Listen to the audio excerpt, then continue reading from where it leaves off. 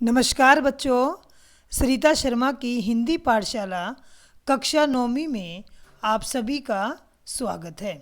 आज हम कक्षा 9वीं की हिंदी की पाठ्य पुस्तक क्षितिज भाग 1 के गद्य खंड का पाठ 2 लासा की ओर पढ़ेंगे।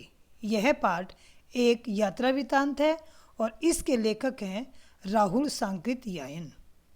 तो सबसे पहले हम लेखक के जीवन परिचय के बारे में पढ़ते हैं। लेखक का वास्तविक नाम केदारनाथ पांडे था। इनका जन्म 8 अप्रैल 1893 को उत्तर प्रदेश के आजमगढ़ जिले के पंधा गांव में हुआ था। ये हिंदी यात्रा साहित्य के पितामह माने जाते हैं। अपनी यायावरी के कारण इन्हें अनेक भाषाओं का ज्ञान था। कालांतर में इनका झुकाव बौद्ध धर्म की तरफ हो गया था और एक बार श्रीलंका की यात्रा के दौरान वहां पर ये केदारनाथ पांडे से रामोदर साधु हो गए थे और वहीं से इनको नाम मिला राहुल। सांकृत्य गोत्र के होने के कारण इनका नाम राहुल सांकृत्यायन हो गया। इन्होंने 4 बार तिब्बत की यात्रा की। ये 14 अप्रैल 1963 को इस दुनिया को छोड़कर परम तत्व में विलीन हो गए। अब हम चलते हैं पाठ की ओर। जैसा कि बताया कि प्रस्तुत पाठ एक यात्रा वृत्तांत है। इसमें राहुल सांकृत्यायन जी ने अपनी प्रथम तिब्बत यात्रा, जो उन्होंने आज़ादी से पहले 1930 में की थी, उस यात्रा के एक अंश का वर्णन किया है। प्रस्तुत यात्रा वृत्तांत के माध्यम से लेखक ने तत्कालीन तिब्बती समाज की अनेक जानकारियां देते हुए वहां के जनजीवन और भौगोलिक स्थिति के बारे में भी बताया है। लेखक ने यह यात्रा अपने मित्र सुमति के साथ की थी, जो एक मंगोल भिक्षु था। सुमति का नाम लोमजंग शेख था। तिब्बत की यात्रा के मुख्य पड़ाव, यानी तिब्बत की इस यात्रा में लेखक कहाँ पर रुके। सबसे पहले लेखक ने तिब्बत के रास्ते के बारे में हमें बताया है कि जिस रास्ते से लेखक व सुमति तिब्बत गए, उस रास्ते का उस समय उन्होंने कोई नाम नहीं दिया, लेकिन उन्होंने बताया कि नेपाल से होकर वही रास्ता तिब्बत जाने का था और वो रास्ता व्यापारिक रास्ता भी था। कालांतर में, यानी बाद में, फरी कलिंगपोंग का रास्ता खुल गया था। अब जो पड़ाव आए थे, सबसे पहले वो एक परित्यक्त चीनी किले में पहुँचे, जहाँ पर उन्होंने चाय भी पी थी। उसके बाद थोंगला के पहले के आखिरी गांव में वे पहुँचे। तत्पश्चात लंकोर, जहाँ से उन्होंने 2 घोड़े भी किए थे ताकि वो अपने सामान के साथ डांडों को पार कर सके। फिर पहुँचे तिंगरी के विशाल मैदान में और अंत में शेकर विहार। तिब्बती समाज का वर्णन। लेखक ने अपनी इस यात्रा में तिब्बती समाज की जो जानकारियाँ दी हैं वो इस प्रकार हैं कि उस समय के तिब्बती समाज में छुआछूत, पर्दा प्रथा जैसी बुराइयां नहीं थी और ऊंच नीच तथा जाति पाति आदि की संकीर्णताएं भी नहीं थी। अति निम्न जाति के लोगों को छोड़कर कोई किसी के भी घर आ जा सकता था, यानी लोगों में परस्पर विश्वास व सौहार्द की भावना थी। जमीन छोटी छोटी जागीरों में बटी हुई थी, जिनकी देखभाल बौद्ध भिक्षु करते थे। हालांकि लोग सरल व मिलनसार स्वभाव के थे, लेकिन कुछ लोग शाम के समय छंग आदि पीकर नशा भी करते थे। अब आगे चलते हैं। पुलिस व खुफिया विभाग। अपनी यात्रा के दौरान लेखक ने बताया कि तिब्बत में उस समय सरकार पुलिस पर ज़्यादा खर्च नहीं करती थी और वहाँ पर हथियार रखने का कोई कानून भी नहीं था, जिस कारण सभी व्यक्ति लाठी की तरह बंदूक और पिस्तौल रखते थे। यही कारण था कि निर्जन स्थानों से गुजरते समय यात्रियों को भय का सामना करना पड़ता था, क्योंकि नदियों और पहाड़ों के घुमावदार मोड़ों के पास सुनसान रास्तों पर लोग जब यात्रा करते थे तो वहाँ पर डाकू पहले उन्हें मारते थे और फिर उन्हें लूटते थे, क्योंकि अगर उनको बिना मारे छोड़ देते तो उस व्यक्ति के पास भी बंदूक होती थी और वह व्यक्ति उस डाकू को मार सकता था।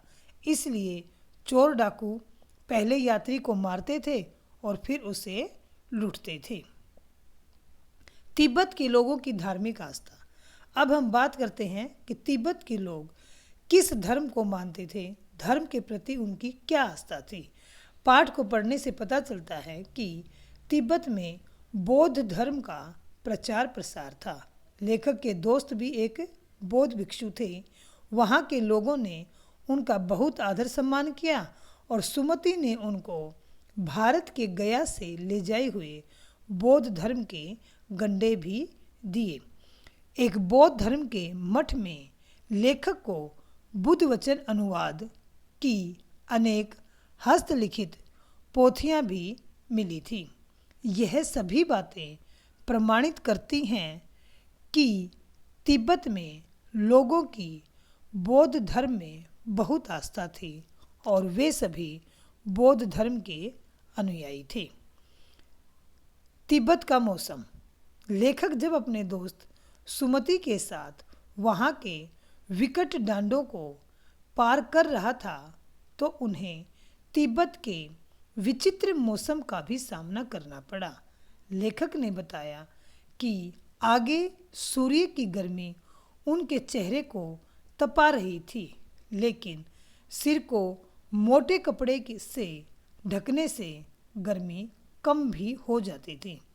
उनका ललाट धूप से बिल्कुल लाल, तो पीछे कंधे बर्फ की शीतलहर के कारण जमे जा रहे थे। ललाट यानी उनका माथा, उनका मुख। अब हम बात करते हैं तिब्बत की भौगोलिक स्थिति। तिब्बत में कहीं पर नदियां थी तो कहीं ऊंचे ऊंचे विकट डांडे। डांडे ऊंचाई वाली जगह को कहते हैं, पहाड़ों की तरह। कहीं बर्फ से ढके पहाड़ तो कहीं पर ऐसे पहाड़ भी थे जिन पर न तो बर्फ की सफ़ेदी थी और न ही कोई हरियाली, जिनको लेखक ने नंगे पहाड़ भी कहा है। तिब्बत में तिंगरी जैसे विशाल मैदान भी थे। सबसे विकट डांडा थोंगला, जिसकी ऊंचाई 17-18 हजार फीट थी। लोमजंग शेख एक नाम है, ये सुमति प्रज्ञा का असली नाम था, लोमजंग शेख, जिसका अर्थ है सुमति प्रज्ञा। लेखक अपनी सुविधा के अनुसार इन्हें सुमति ही कहते थे। गंडा, जैसा कि बताया कि सुमति गया के गंडे वहाँ के लोगों में बांटते थे। गंडे का अर्थ यहाँ पर है कपड़े को फाड़कर मंत्र आदि फूंक कर बनाया गया मोटे धागे जैसी कोई चीज़ जो हाथ या पाँव या गले में बांधी जाती है ताकि बुरी नज़र से बचा जा सके। डांडा सबसे ऊंची जगह को कहते हैं। अब हम चलते हैं एक विशेष बात की ओर। लेखक ने अपने दोस्तों से बिछड़कर पिछड़ गए थे, यानी लेखक कोई कारण था कि दोस्तों से बिछड़ गए और फिर वो उनसे पीछे रह गए। थोंगले का विकट डांडा पार करते समय जब लेखक और सुमति थक गए तो उन्होंने लंगोर के लिए 2 घोड़े कर लिए। लेखक का घोड़ा थोड़ा धीमा चल रहा था। लेखक ने सोचा कि शायद यात्रा की थकान के कारण वह थक गया है, तो लेखक ने उसे मारना उचित नहीं समझा। इस कारण लेखक पीछे रह गए, गलत रास्ते पर चले गए। ठीक रास्ते पर आने में उन्हें समय लग गया और इस प्रकार वो दोस्तों से पीछे रह गए। लेकिन जब वो अपनी पड़ाव से थोड़ा पहले पहुँचे तो देखा सुमति का मुंह गुस्से से लाल हो चुका था। लेकिन लेखक ने बताया है कि जितनी जल्दी सुमति को गुस्सा आता था उतनी ही जल्दी वो शांत भी हो जाते थे। ये सुमति के व्यवहार की एक खास विशेषता थी। यात्रा में आने वाली कठिनाइयाँ। हालांकि लेखक ने प्रत्यक्ष रूप से नहीं बताया है कि उन्हें क्या कठिनाइयाँ आई, लेकिन पाठ को पढ़ने से हमने समझा है कि यात्रा में लेखक ने अनेक कठिनाइयों का सामना किया। सबसे पहले लेखक ने बताया कि भारतीयों को तिब्बत जाने की अनुमति नहीं थी, इस कारण उन्हें भिखारियों का वेश धारण करना पड़ा।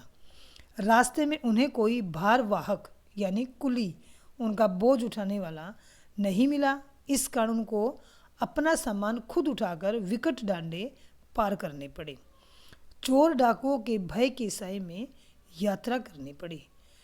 तिब्बत के विचित्र मौसम का सामना करना पड़ा और रास्ते की अज्ञानता और घोड़े की सुस्ती के कारण लेखक को अपने दोस्तों से बिछड़ना पड़ा। अब हम बात करते हैं प्रश्न अभ्यास। पहला प्रश्न है, थोंगला के पहले के आखिरी गांव पहुंचने पर भिखमंगों के वेश में होने के बावजूद लेखक को ठहरने का उचित स्थान मिला, जबकि दूसरी यात्रा के समय भद्र वेश यानी अच्छा वेश भी उन्हें उचित स्थान नहीं दिला सका। क्यों? इसमें लेखक ने बताया है कि वो पहली बार गए जब भिखमंगों के वेश में थे, लेकिन सुमति के जानकार होने के कारण उनको रहने का उचित स्थान मिला। लेकिन 5 साल बाद जब उसी रास्ते से लौटे तो उन्हें अच्छे वेश में होने के बाद भी स्थान नहीं मिला, क्योंकि एक तो 5 साल में लोगों की मनोवृत्ति बदल गई होगी और दूसरा जब वो लौटे तो वो शाम का समय था और शाम के समय लोग छंग आदि पीकर नशे में रहते हैं। उस समय के तिब्बत के समाज में हथियार का कानून न होने के कारण यात्रियों को किन कठिनाइयों का सामना करना पड़ता था। सबसे बड़ा जो कठिनाई थी वो यह थी कि सबके पास लाठी की तरह बंदूक और पिस्तौल होती थी, जिस कारण निर्जन स्थानों से गुजरते समय उन्हें भय के साए में यात्रा करनी पड़ती थी, क्योंकि उन्हें अपनी जान माल जाने के साथ साथ अपनी मृत्यु का डर भी उन्हें रहता था।